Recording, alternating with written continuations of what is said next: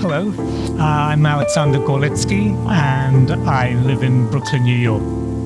I'm originally from the UK, but I've been living in New York since 2002, and I've been coming to India for a long time. I started a studio with Riazuddin in Jaipur 26 years ago now.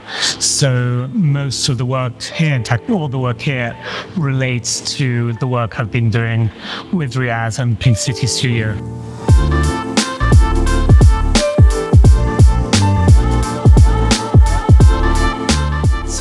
It's been a long time in the planning, and I was invited to show work, at MAP, and was kind of really interested in using part of the collection as the inspiration for the exhibition itself.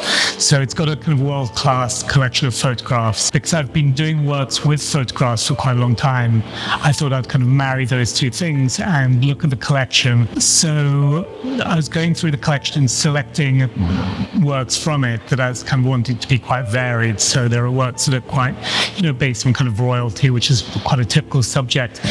But I was also interested in kind of architectural photographs and any kind of street scenes, for example. So the idea of what the camera didn't see was really to do with kind of looking back at old photographs and kind of imagining, first of all, the lack of color, invites all sorts of possibilities.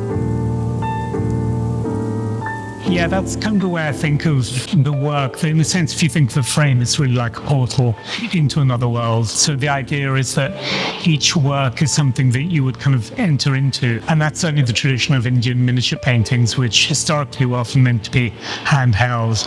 And there's the idea that you would kind of enter into the work. Because it combines photography and traditional Indian miniature paintings, so the colors are very, very, often they are jewels that have been crushed down. There are a lot of a lot of natural pigments, so they retain the vibrancy, which I think kind of really it's kind of clothes, kind of comes out of the frame.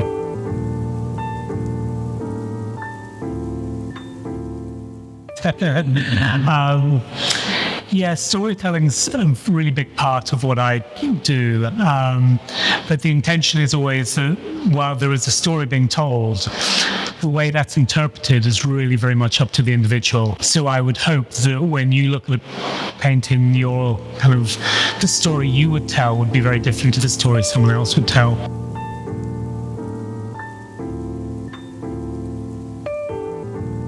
This one is called Men's Retreat, and I kind of really liked the idea that this group of men were on some kind of island trying to figure things out.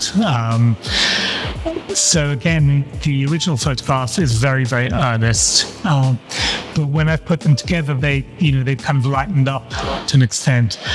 So this kind of developed over quite a long time, and then right at the end, the fish came into it.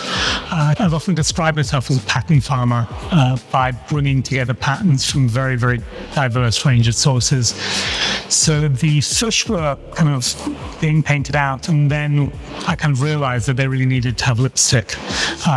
So that was really kind of the final touch to this work. And again, it really says a lot about Riaz's ability that he can really kind of paint out most extraordinary details, and there are other artists in the studios. Papul, for example, can do these astonishing geometric patterns. So each of the artists has kind of specialism in the studio, and then over the years I've tried to encourage them to kind of learn other techniques. So their repertoire kind of has expanded over the years.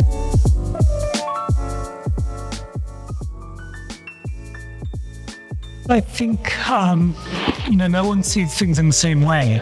We think we see things in the same way. So in a way, the difference is how you kind of interpret something or how you imagine something. So in a way, the onus, in a sense, is on the viewer of kind of filling in the gaps and kind of allowing something to move their own imagination. So that is what the camera didn't see.